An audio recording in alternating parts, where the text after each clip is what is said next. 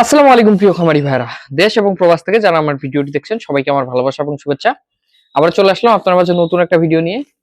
তো গতকালকে আমি দুটো গরু কিনেছি, এই যে একটা আর আরেকটা, এই যে ওই হিংস্র গরুটা, প্রচন্ড হিংস্র, প্রচন্ড মানে আপনার আক্রমণাত্মক, কাছে যাওয়া যায় না এমন একটা অবস্থা। দেখছেন খালি কি চেতে আছে। যাই হোক, তো এই দুইটা গরু আমি কিনলাম। তো এখানে যে গরুটা দেখতেছেন, এই গরুটা কিনছি আমি হলো 50,500 টাকা। এই যে রসিদ, আমি এই রসিদের ছবিটা আরো স্ক্রিনে ভালোভাবে দিয়ে দিচ্ছি আপনাদের বোঝার সুবিধার্থে। আর এই পাশে যে গরুটা, এই যে একটু খয়েরি কালো কালারের গরুটা, এটা আপনার নেওয়া হয়েছে হলো 77,500 টাকা দিয়ে। তো হলো দুইটা গরুর দাম। তো এই গরুটা তারপরে একটু মোটামুটি স্বাস্থ্য আছে। 77,500 গরুটা, এটা তো দেখতেই পাচ্ছেন। এটা ভিডিওতে কেমন দেখা যাচ্ছে আমি জানি না, কিন্তু বাস্তবে অতিরিক্ত শুকনা, গাভীগুলোর থেকেও খারাপ। গাভীগুলো এত পরিমাণ শুকনো থাকে না। আর আমি হাটে গেলে কেন জানি আমার শুকনো গরুগুলোর দিকে নজরটা বেশি পড়ে। আমার শুকনো গরুগুলো পছন্দ, কারণ শুকনো গরুগুলো আমি যেহেতু ফ্যাটেনিংটা খুব ভালো করতে পারি, কাজে আমার শুকনো গরুগুলো ভালো লাগে, এগুলো আমার প্রফিট ভালো হয়। তো এই গরুটাকে ভালোভাবে চিনে রাখেন। আবার আমি ভিডিওটা বারবার দিচ্ছি, এই ভিডিওটা আপনারা দেখেন, দেখে এই ভিডিওটা সুন্দরভাবে সেভ করে রেখে দেন। কারণ এই গরুটা আমি যখন বিক্রি করব, ইনশাল্লাহ এই গরুটা খুব সুন্দর ফ্যাটেনিং হবে যদি বেঁচে থাকে গরুটা, যদি অসুস্থ না হয়ে যায় এবং পিছন টিছন সব গোল হয়ে যাবে, আপনারা দেখে ইনশাল্লাহ চিনতে পারবেন না, আপনারা বিশ্বাসও করতে চাইবেন না হয়তো বা। কারণ আমি পরিবর্তনের যখন ছবিগুলো পরবর্তীতে দিই, অনেকে বিশ্বাস করতে চায় না, চিন্তা করে যে না আলাদা, কিভাবে সম্ভব? কিন্তু সম্ভব।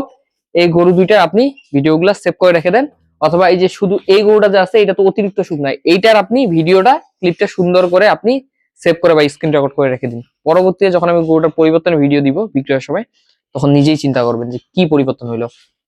তো এই গরুগুলো নিয়ে আসলাম, কালকে নিয়ে আসছি, আজকে অলরেডি কৃমি মুক্ত করে ফেলাইছি, মানে কৃমির ডোজ দিয়ে দিছি। এগুলাকে লিভার টনিক, জিঙ্ক এগুলো তো দিব, আর পাশাপাশি কি কি করা হচ্ছে এগুলো সম্পূর্ণ ভিডিও আপনাদের সামনে তথ্যগুলো কিন্তু তুলে ধরবো। আর গরুগুলো আসলে প্রচন্ড দুষ্টুমি করতেছে।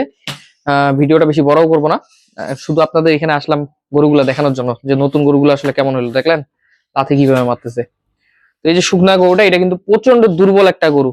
দেখতে দেখেন সাইজ ছোট, শুকনা, কিন্তু এটা অলরেডি 2 দাঁত হয়ে গেছে। আমার বয়সগুলো বলার মনে থাকে না, আপনার পরবর্তীতে বলেন বয়স কি। এটা 2 দাঁত, ওইটা অদাঁত, ওইটার এখনো দাঁত হয় নাই, কিন্তু এটা 2 দাঁত হয়েছে। আর এটা শুকনো হইলেও কিন্তু মোটামুটি আপনার একটু উঁচা লম্বা আছে, মানে ফ্রেমটা আপনার মোটামুটি ভালো উঁচা আছে।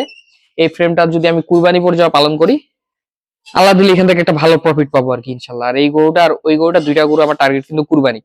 আপনারা অনেকে বলবেন যে ভাই কুরবানি তো অনেকদিন এখন গরু কিনলেন। হ্যাঁ ভাই, কুরবানির জন্য নিলাম, যেহেতু শাহিওয়াল, দুইটাই শাহিওয়াল। যদিও আপনার এগুলো হালকা পার্সেন্টেজ শাহিওয়াল, বেশি ভালো পার্সেন্টেজের গরু এগুলা না, কিন্তু মোটামুটি এগুলো শাহিওয়াল। তো এগুলো আপনার কুরবানির জন্য কিনলাম, কুরবানির সময় মোটামুটি ভালো একটা প্রফিট পাবো আশা করা যায়। আর ফ্যাটিংটা খুব ভালো হবে আর বড় হবে। পাশাপাশি গুরুত্ব, এই যে দেখেন উত্তেজনা আমার গরুর, আপনারা তো এগুলো নিয়ে টেনশন করেন, কিন্তু আমি এগুলোকে বলি স্বাভাবিক। এই যে দেখেন প্রস্রাব খাচ্ছে, কারণ কালকে আসছে, আজকে এই অভ্যাসগুলো থাকবেই।